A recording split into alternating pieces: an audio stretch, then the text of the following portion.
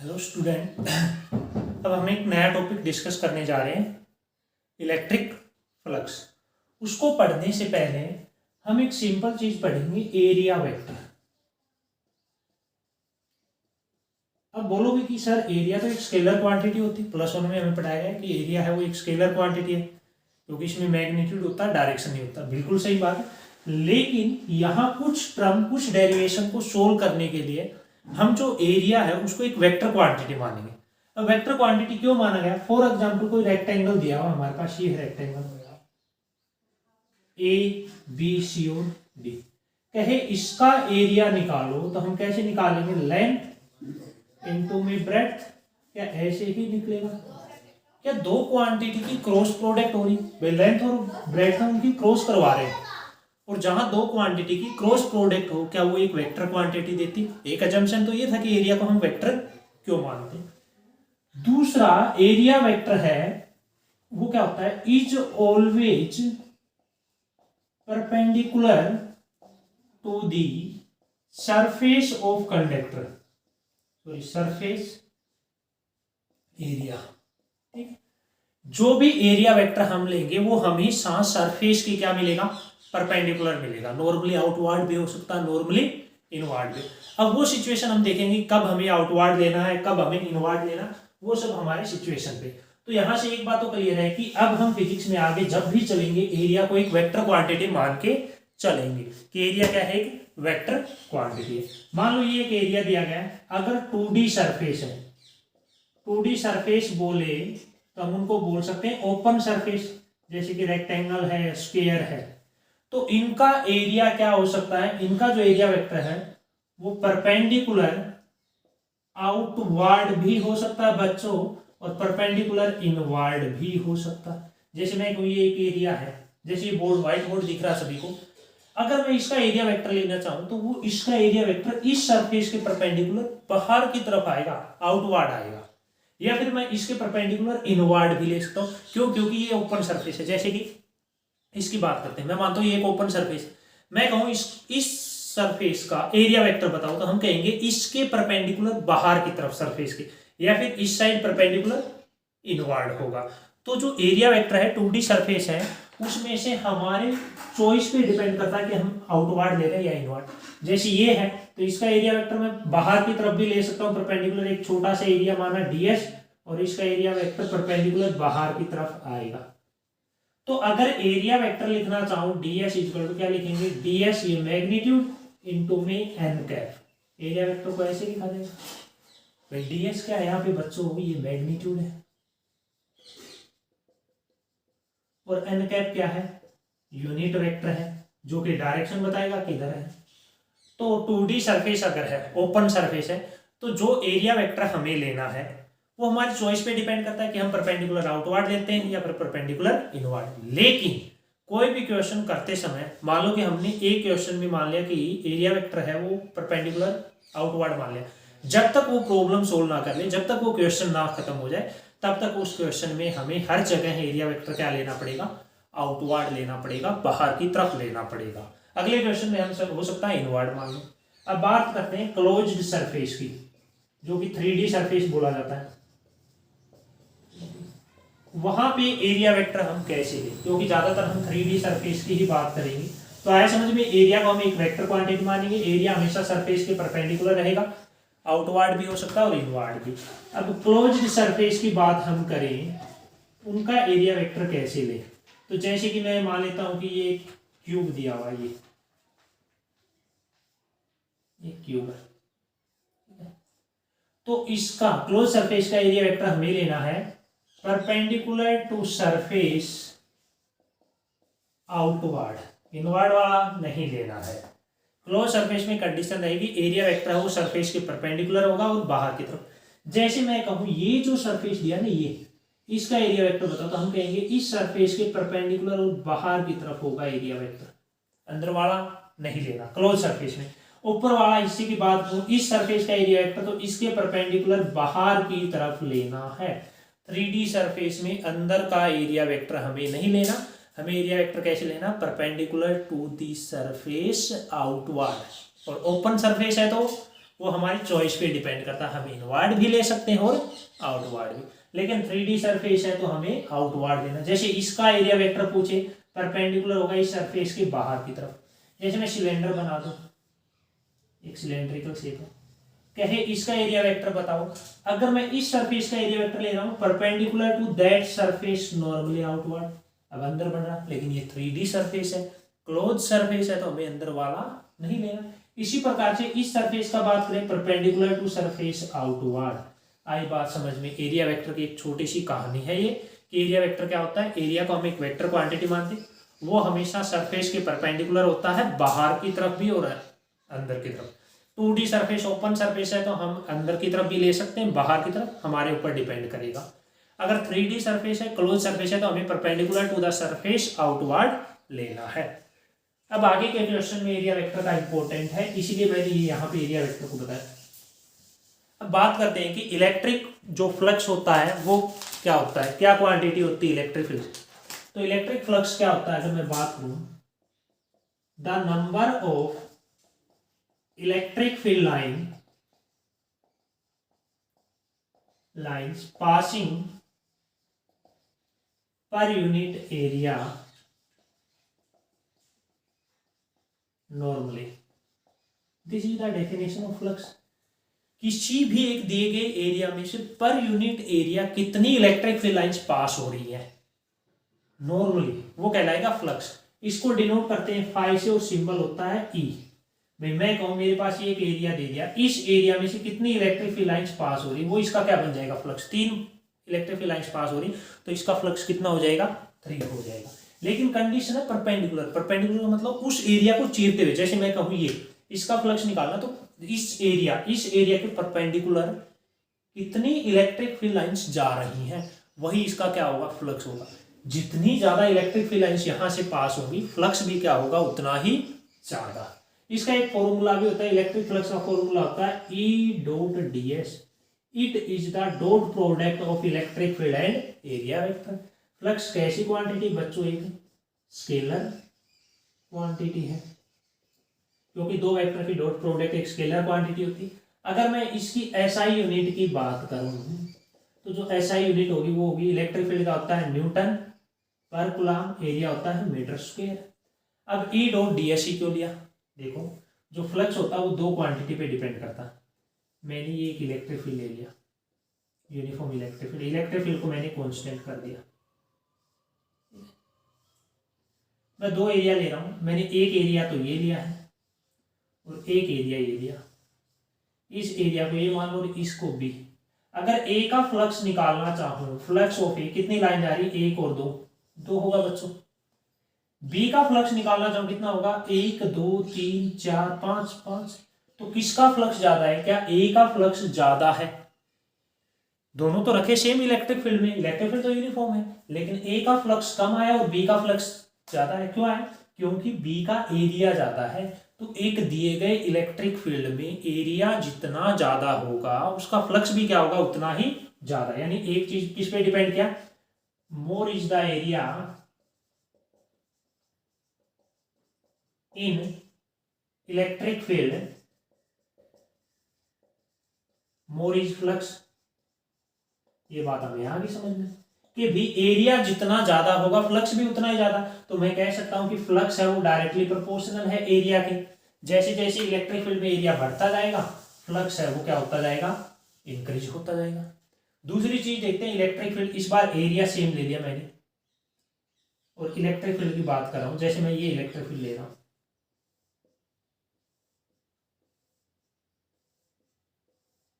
ये electric field मैंने same area लिया, जितना एरिया यहां लिया है उतना ही एरिया मैंने यहां लिया, ठीक है।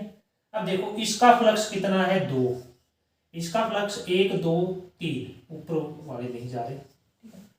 यानी कि एरिया तो सेम है, लेकिन यहां पे जो इलेक्ट्रिक फील्ड है वो वीक है। देखो इलेक्ट्रिक फील्ड लाइन दूर हो गई, यहाँ पे इलेक्ट्रिक फील्ड स्ट्रोंग है।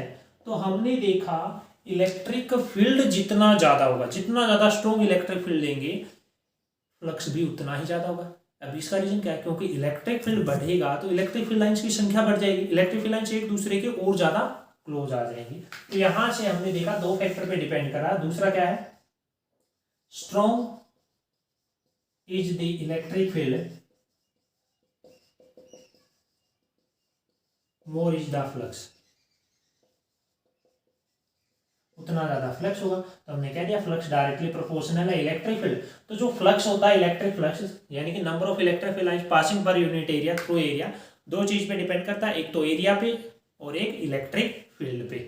एरिया और इलेक्ट्रिक फील्ड अगर दोनों को बढ़ाएंगे तो जो फ्लक्स होगा वो भी क्या होगा, इंक्रीज होगा। ऐसा यूनिट हमने फ्लक्स की यहां से बता दी।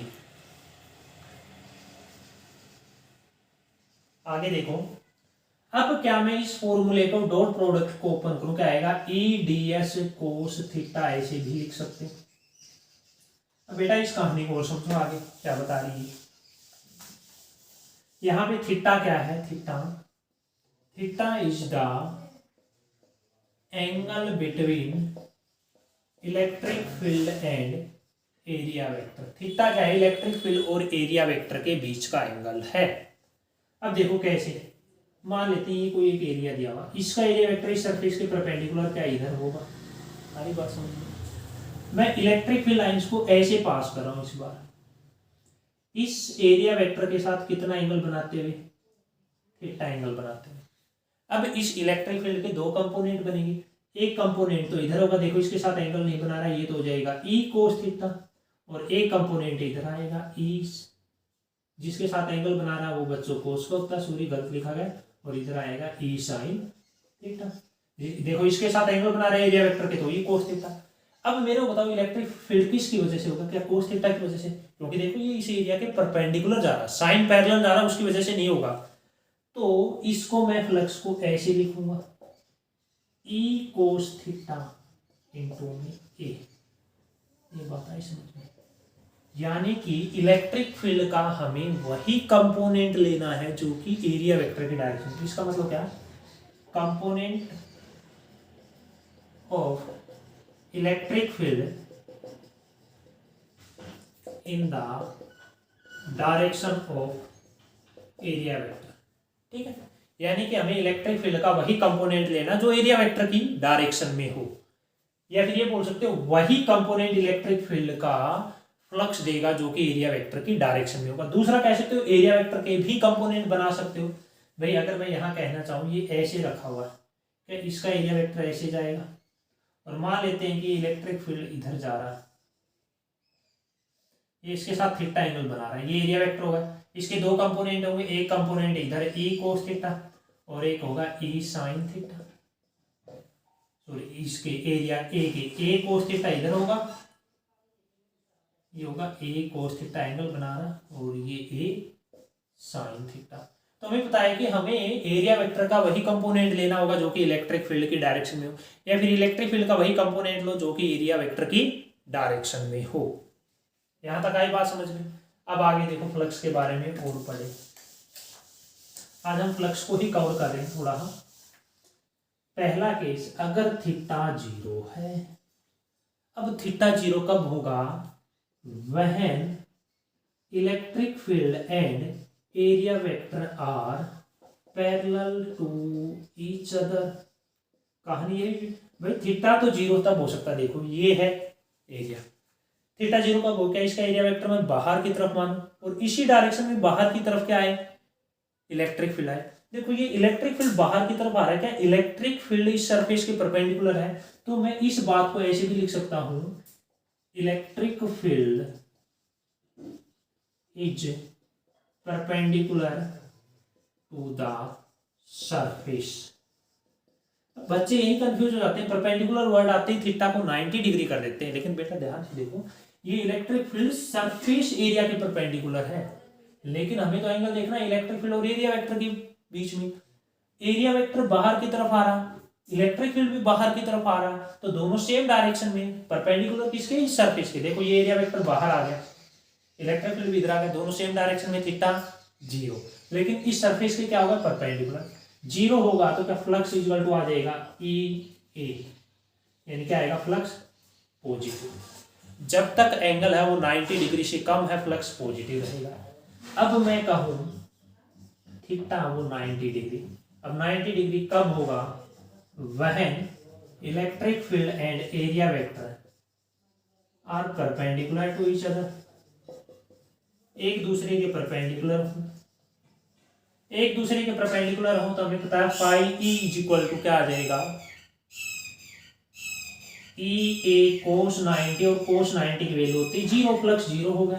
क्या मैं ये भी कह सकता हूं कि electric field is parallel to surface, 90 degree का मतलब है सरफेस के पैरेलल। देखो कैसे, ये एरिया है, बोर्ड को एरिया मान के चलो, इसका एरिया वेक्टर है बाहर की तरफ, 90 डिग्री तभी होगा जब इलेक्ट्रिक फील्ड लाइंस ऐसे जाए। अब देखो क्या ये इलेक्ट्रिक फील्ड लाइंस इस सरफेस के पैरेलल जा रही, इस एरिया में से तो कोई भी लाइन नहीं निकल रही, तो इसका मतलब फ्लक्स क्या हो गया, जीरो हो गया। फ्लक्स तभी होगा जब इस एरिया से लाइन निकले। अगर मैं कहूँ थीटा 180 डिग्री है तो कोस 180 की वैल्यू माइनस होती है, तो फ्लक्स क्या हो जाएगा, माइनस हो जाएगा। यानी फ्लक्स में भी पॉजिटिव, नेगेटिव और जीरो। फ्लक्स है वो पॉजिटिव भी हो सकता है, नेगेटिव भी हो सकता है और जीरो भी हो सकता है। ये बात कर रहे थे हम इलेक्ट्रिक फ्लक्स के बारे में, क्योंकि तो आगे कोस थ्योरम पढ़नी है और वो पूरी डिपेंड है फ्लक्स और एरिया वेक्टर, तो इसलिए हमें एरिया वेक्टर और फ्लक्स के बारे में पता होना चाहिए। जैसे मैं एक न्यूमेरिकल देता हूं, ये इलेक्ट्रिक फील्ड है वो इधर जा रहा है, ठीक है, और ये एंगल 30 डिग्री बन रहा है। पूछे व्हाट इज द, इसकी रेडियस भी मान लो आर दी गई, find flux through this circular या फिर स्फेरिकल प्लेट जो दी हुई है, इससे हमें फ्लक्स फाइंड आउट करना।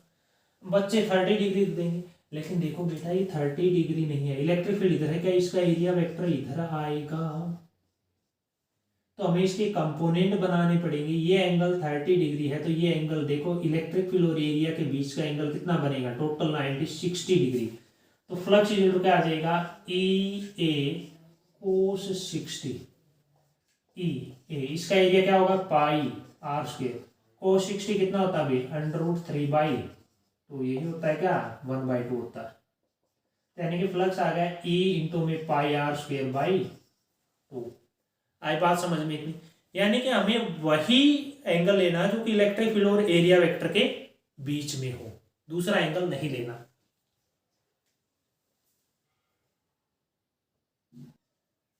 तो देखो बेटा, हमें फ्लक्स फाइंड आउट करना थ्रू क्राउड सरफेस एरिया। दो डायग्राम हमें दे रखे हैं और कहता है इनके दोनों से फ्लक्स फाइंड आउट करो।